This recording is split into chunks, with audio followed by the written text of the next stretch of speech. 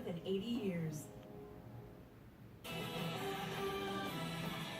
Suncoast Arena opened on the campus of FSW to rave reviews. A special night as the Buccaneers restarted their basketball programs. Fans showed up early for a tailgate party.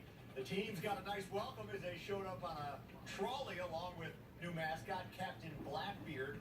The women were up first, taking on Hillsborough Community College, the only team that they've actually been able to beat this season. Kiera Meek scores in the transition as the Bucks take a 10-point lead to the half. Plenty of energy provided by the fans at FSW. Goes on to win 80-64. But now, before we show you the men's game, let's get you fired up by listening to head coach Marty Richter. Now let's make this clear. When we play at home, we don't lose at home. Everybody understand that? Yes, sir. We don't lose at home. This is our territory. And the guys did come out and defend their territory early on. Tyler Cheese throws one up for Anthony Murphy. The 6'5" freshman from Indiana goes up and gets it. A couple minutes later, again on the break. This time it's Murphy to Shanquan Hempel. Are you excited for FSW basketball yet? Bucks win 76-66 to stay undefeated.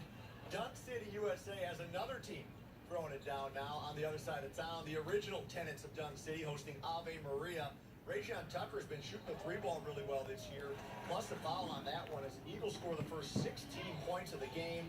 Brandon Goodwin rushes the ball handler and goes the other way after the steal. Goodwin is the team's leading scorer, but he gets an assist to Demetrius Morant that time. The Eagles, they just kept putting the ball through the hoop against the NAIA team. Division I program record set in points, margin of victory, and field goal percentage as FGCU wins 120-60. On Sunday, 4 teams will be picked for the college football playoffs. Here's what the committee is thinking going into championship weekend.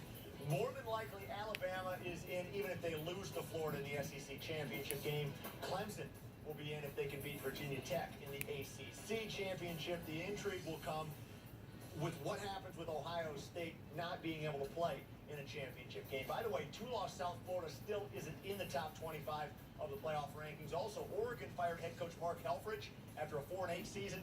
We'll have to see what that does to Fort Myers running back Darian Felix, who was considering going to Oregon. Wink News. We'll be right back.